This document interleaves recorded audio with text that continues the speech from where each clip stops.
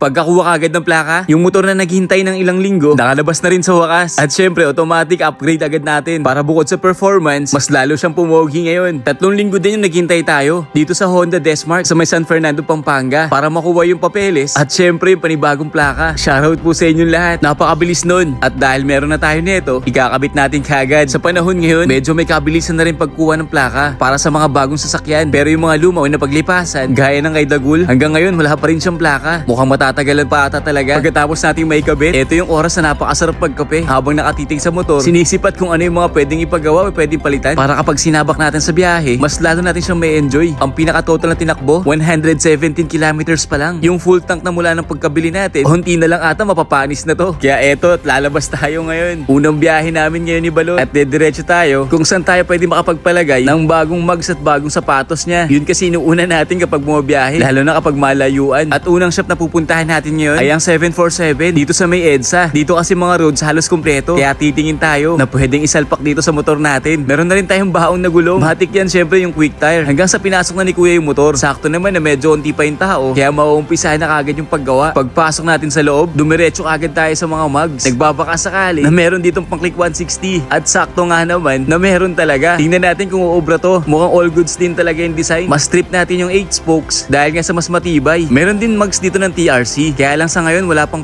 click 160. Pero soon kapag nagkaroon, matik na susubukan natin ng TRC mugs para sa click 160. Pero ngayon nakapili na tayo kung ano yung ilalagay natin sa motor. Yung ipapares natin na gulong, yung quick turn na mas malapad, 130/70 sa likod, 110/80 naman sa harapan. At ito yung isasalpak natin na same size din ng lapad para sa stock ng motor natin. At ito naman yung sa harapan. Kaya kung naghahanap din kayo ng mga mugs, try nyo rin dito sa 747 mga roads. Isa sa mga pinupuntahan natin na halos kompleto pagdating sa mga upgrades. Dito binabaklas na yung mga pyesa. Tatanggalin na rin yung stock mugs. Hindi muna natin ipapatanggal yung lumang gulong. At ganito nakadumi yung motor. Hindi pa bumabiyahe ito ng malayuan. Humakot na kagad ng putik. Bumasok din tayo sa loob para tumingin ulit ng mga pyesa na pwede nating ipasabay. Check din natin kung may suspension para sa harapan. Medyo kasi napansin ko, kailangan natang i-repack yung suspension ni Balot. Medyo nalalambutan tayo. Pero si TRC wala pa ata. Sinilid din natin yung suspension para naman sa likod. Okay yung stock. Pero gusto natin ng upgrades. Kaya titingin tayo dito sa may TRC. At meron tayong nakita na pinaka-swak na hindi na kailangan mag-adjust. Etong monoshock 330mm. All goods na rin to. Kaya isasabahin na natin tong mga roads. Adjustable na. Kaya depende sa gusto nating timpla. Ipapakabit na natin ngayon. Medyo ata maselan kasi yung pagtanggal nito. Baka mahirapan tayo. Ang nagustuhan ko pa dito, dalawa yung spring. Pwede natin palitan. Kung mahilig tayong magangkas, mas matigas syempre dapat. Pero kung gusto mo ng mas comfort pa at ikaw lang madalas, okay na tayo sa nakalagay. At all goods na, nakabit na rin. Napakaganda tingnan. Ang sunod naman na ikakabit ay yung gulong ng quick tire na ilalagay dun sa bagong mugs na 8 spokes. At tingnan natin kung babagay sa kanya. Mas gusto ko yung ganitong kulay. Mas angat sa paningin natin at mas malaki tingnan. At nung maikabit ng mga roads, eto na siya. Bumagay talaga. Lumakas lalo yung dating ni Balot. Medyo dumidiin na ng konti. Kahit yung rotor disc, nagpalit na rin tayo para medyo may dagdag pogi. Pero soon, magpapalit din tayo ng brake system. Mag-upgrade tayo para yung performance magbabago din. At syempre, plus points na yung angas. Gumanda na yung tindig nito mga roads. Pwede na isabak sa mga tambay.